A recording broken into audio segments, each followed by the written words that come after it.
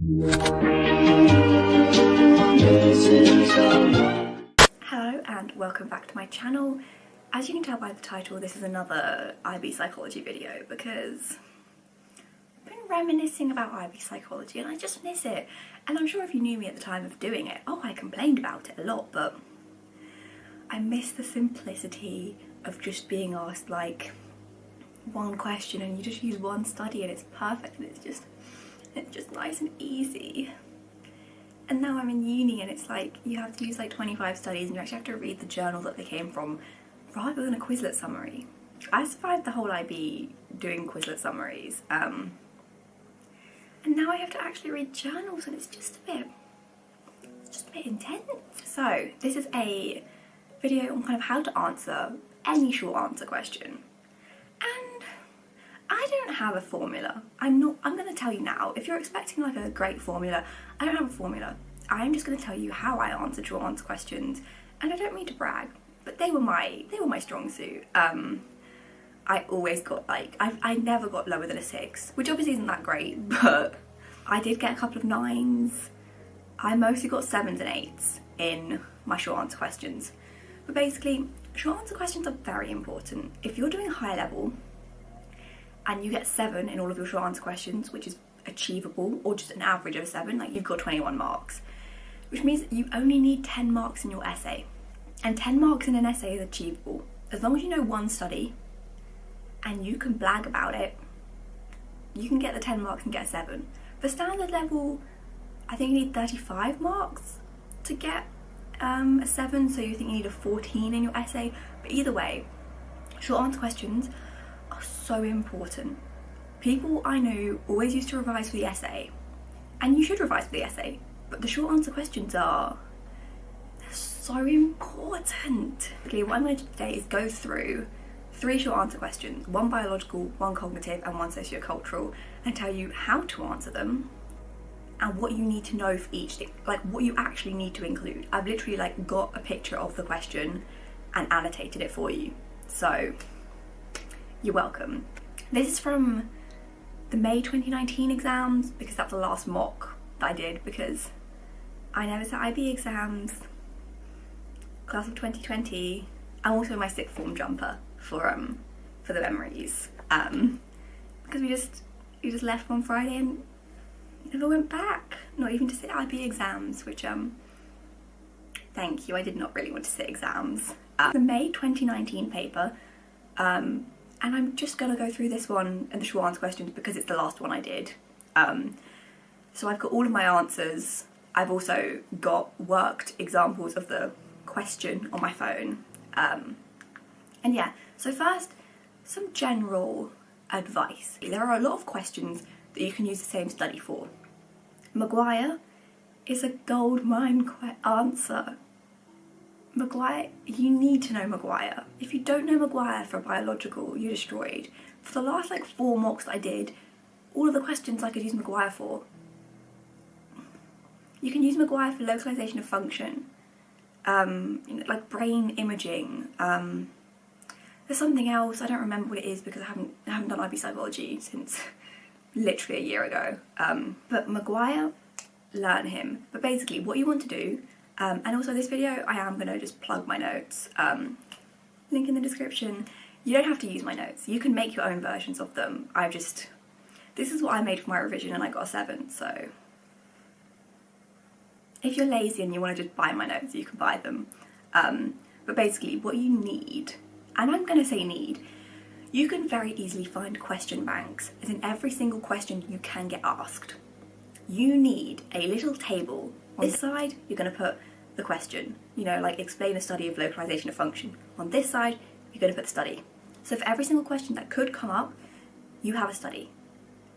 And you can very easily find studies that you can use for multiple things. Like, I think Kolkovsky, the Challenger, something about flashbulb memory you can use for flashbulb memory, and you can use for cultural dimensions. Done. Maguire you can use for multiple studies. I don't have my notes on me currently because they're on my laptop, but there are a lot of kind of, what's the word? There's a word, like studies that you can just use for multiple questions. learn these. They're very helpful. Then you need definitions. Your definitions are pretty much worth the first 3 marks in your short answer question. Like, you need to know what things are, and if you don't know what they are, you need to be able to make it up. In all my years of IB psychology, did I ever learn what a cultural dimension was? Yeah, I did. Did I ever actually know what a cultural dimension was? No, absolutely not. Could I describe a cultural dimension to you? I couldn't tell you what it is. I could tell you, like, you know, individualistic and collectivistic. I don't know what that means. I couldn't tell you like a cultural dimension is, ever. But you make it up. And I still got like 2 marks for my completely made up definition of a cultural dimension. Because I knew what culture was, and I was like, oh, it's like a thing. You know, obviously more like better explained, but you just make yourself a glossary. And if you don't want to make yourself a glossary and you have access to ThinkIB does glossaries for you. ThinkIB is the best IB website. IB Psych Matters is good as well. I'll link a couple of ones down below that are quite good. But if you've got time, which you probably do, sit and make yourself a glossary for each topic. So you just have definitions of what everything is. Because if you've got the definition in the study, you've pretty much got your marks. Getting marks in a short answer question is quite easy. They're generous. They will give you them if they kind of think you're on the right track. And like, for the studies, you don't need to know specifics. I shoved in specifics sometimes and I was wrong pretty much all the time. Like, just don't shove them in. Like for Maguire, I think I said that there was 19 right-handed males, and the right-handed males I knew was true, but there was not 19 of them. Like, I knew there wasn't 19 of them, but I was like, it was something, just don't. Just say they studied right-handed males, a group of right-handed males, and you're fine. You don't need, if you're doing an essay, yeah, shove in the information, but if you're not doing an essay, you can get the marks without putting, you know, they were aged 12 to 14, unless that's very important to the study, which it very often isn't. So pretty much what I'm going to do is I'm going to go through the May 2019 paper, the first section A, all of the short answer questions, and how to answer them. Capiche? Everybody ready? So we're starting with biological because it's the one that was first on the paper. I will put this up here or here. I will put it up somewhere on the screen, the question and my annotated version of the question. So this one is a great question. Describe localization of function with reference to one study. So what are we going to do? We're going to describe localization of function and we're going to use one study. I underline those bits. You don't have to make a plan for these questions, but when you get into the exam, you get reading time. Disgusting. Awful. Hate reading time. Because you actually have to use it. You're not allowed to pick up your pen during reading time. But you know, when you're reading the questions, think. You read this question and what do you think? Maguire. Well, you should. You're thinking Maguire. Okay, if you weren't thinking Maguire, you're thinking Maguire now. Okay? You don't have a pen. Remember Maguire. As soon as you're allowed a pen, write down Maguire. This is what I do. Every question, as soon as you've got the answer in your brain, remember the study, and as soon as you're allowed a pen, write down the study. Just the name. And then, like when I was answering the first short answer question, if like a detail of, you know, a study for question 2 came up, just shove it down. Because it's better to have it all down than to just be thinking like, oh no, I remember it. Because chances are you don't. So, for this question, what do you need to do? You need to describe localization of function. What is localization of function? I am going to read off my phone because you think I remember this? No, I don't. So, localization of function refers to the idea that certain functions have certain locations within the brain. So, what did Maguire study? Posterior Maguire studied the hippocampus. Why did I struggle so much to say hippocampus? So, you know, they think that the hippocampus is, you know, related to spatial memory. So, your first sentence, localization of function refers to. Done. Yeah? Got it? And then, how do you localize function? How do you do it? Well, let me tell you. Do it however your study did it. Maguire used an MRI, so you're going to say, well, one way that you can localize function is using an MRI. This is a structural imaging technique. You know, magnetic resonance imaging. Explain it. How does it localise function? So basically, like, if this bit lights up, it's being used, and you can then link, oh, maybe this bit of the brain is related to whatever task they were carrying out. Oh, next paragraph, this is what Maguire did. And then you explain Maguire. You know, Maguire used 16 right-handed taxi drivers in London, scanned their brains, you know, they compared this and this. What did the results show? The posterior hippocampus was larger in taxi drivers. What does it suggest? Because it doesn't confirm. It's not an experiment. Don't say it, you know, it confirms. It suggests, you know, there's a correlation between, if you're a taxi driver, you've got a bigger posterior hippocampus. What does that mean? Well, you know, from this we can infer, use these kinds of words, you know, from this we can infer that if you use your spatial memory a lot and you have good spatial memory, you might have a bigger hippocampus, which means that the hippocampus might be related to spatial memory. You know, this has been localised, you know, the function of spatial memory has been localised to the right hippocampus, as supported by the study by Maguire. So basically, first 3 marks, definitions, concepts, your first little paragraph, you need to say your definition, kind of how you got there, like what it is, explain it to me. Explain the whole thing. If you don't think your definition is worth 3 marks, add a tiny bit more. You can't always think of something else, but like, even just a sentence that's like, oh, this has been studied by lots of researchers, including Maguire. Also, don't mention other researchers, because I'm pretty sure if you mention another study, but then don't explain it, they have to take your first study and use that or something. Just don't you only need to mention one study. It literally often says one study, reference one study. So what are you going to do?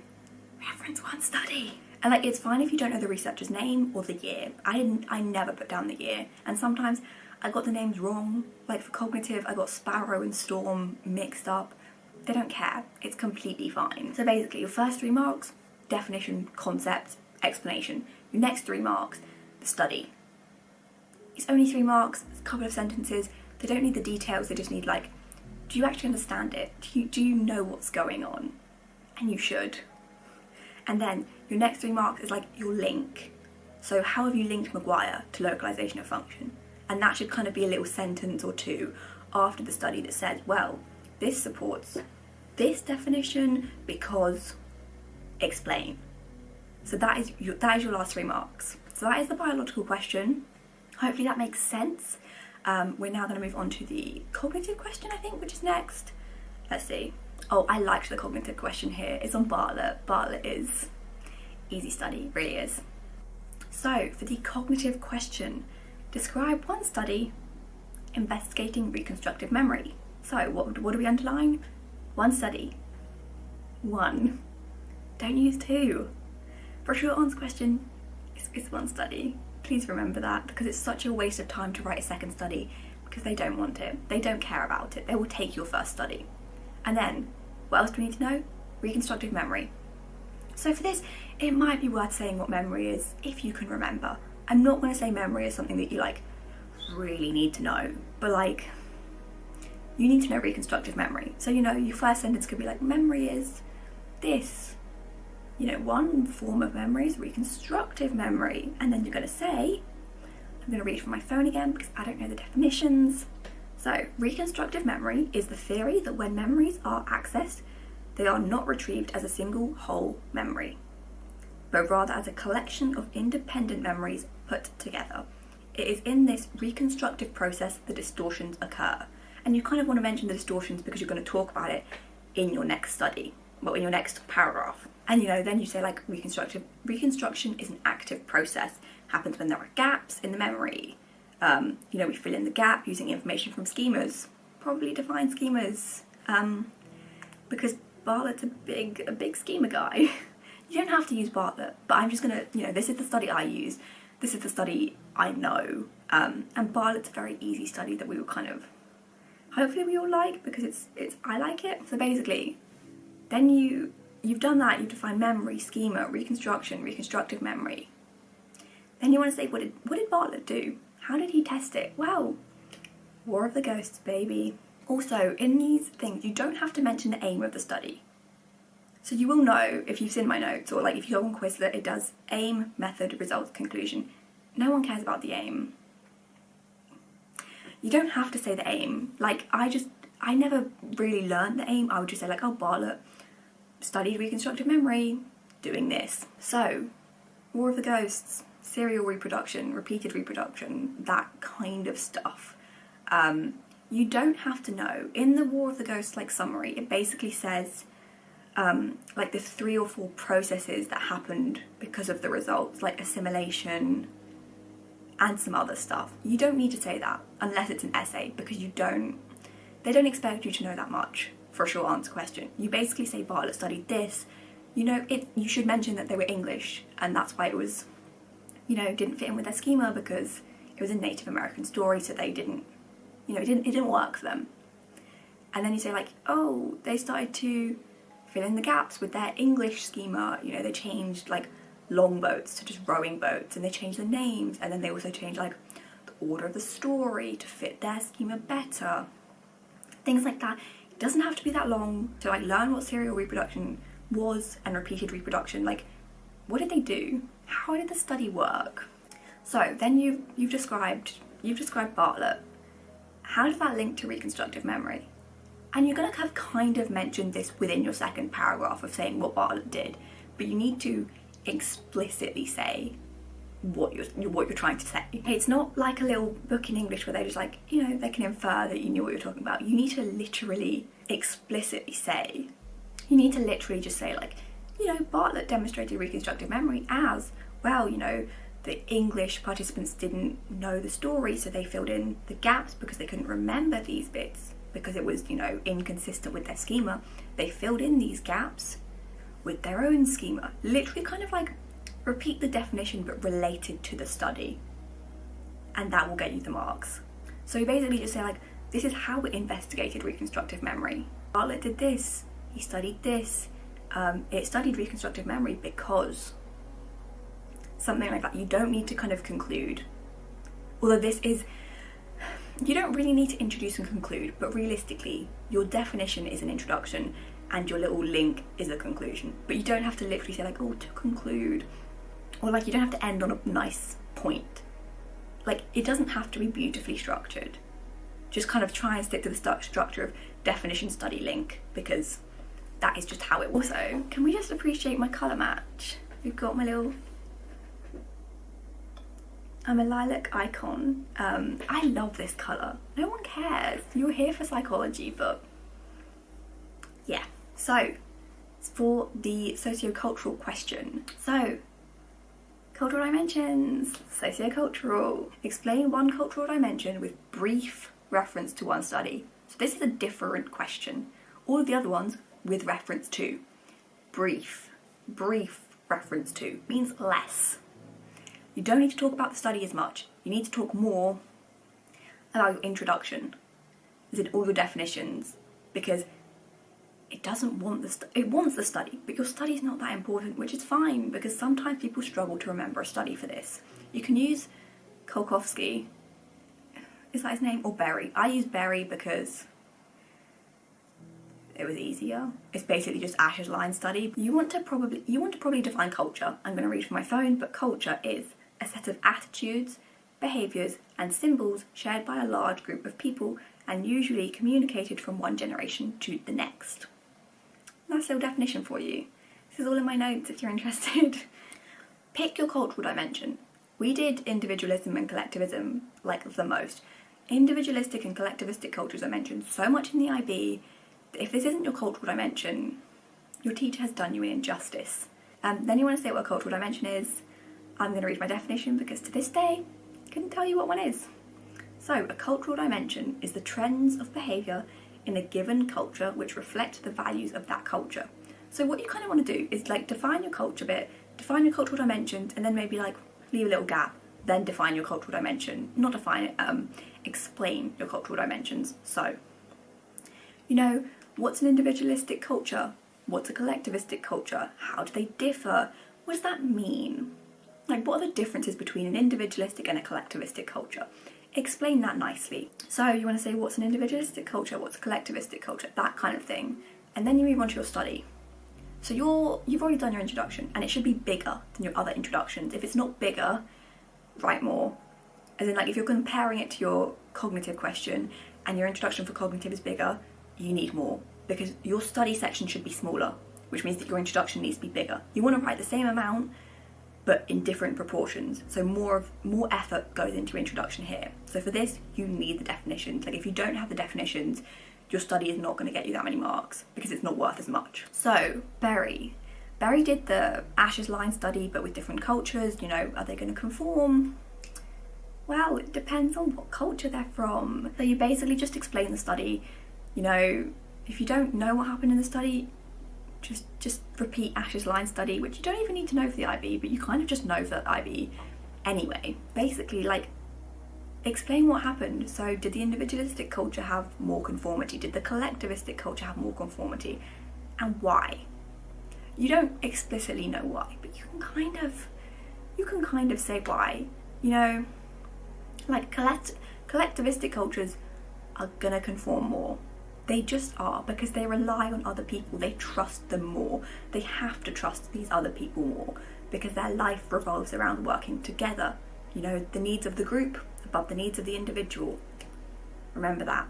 So they're going to conform more. So you have to explain that. You know, so in your, like, at the end of your study section, say, you know, collectivistic cultures conformed more.